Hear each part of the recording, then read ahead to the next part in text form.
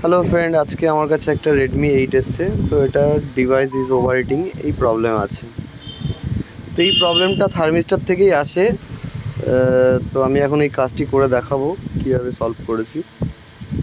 তো এই ফোনে টোটাল দুটো থার্মিস্টার আছে, একটা এমএমসির পাশে থাকে আর একটা 4GP এর পাশে থাকে।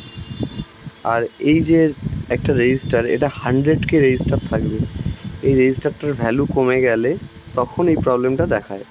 তো আমার থার্মিস্টার সব ওকে ছিল, আমি সব লাইন চেক করেছি, দেখার পরে দেখেছি শুধু জাস্ট এই রেজিস্টারটার ভ্যালু কমে গেছে।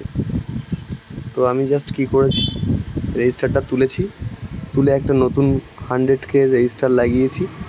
লাগানোর পরে আমার প্রবলেম সলভ হয়ে যাবে। দেখুন আমি এটাই কাজ করেছি।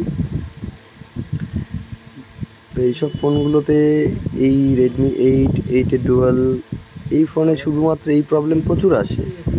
এই ওভারহিটিংয়ের ফলে আপনার ওয়াইফাই, ব্লুটুথ, তারপরে ইন্টারনেট এগুলো চলে না।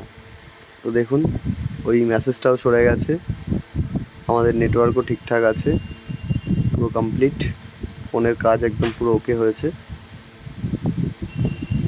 তো এরকম ভিডিও পাওয়ার জন্য আমার পেজটি লাইক করুন, শেয়ার করুন, সাবস্ক্রাইব করুন। Thank you.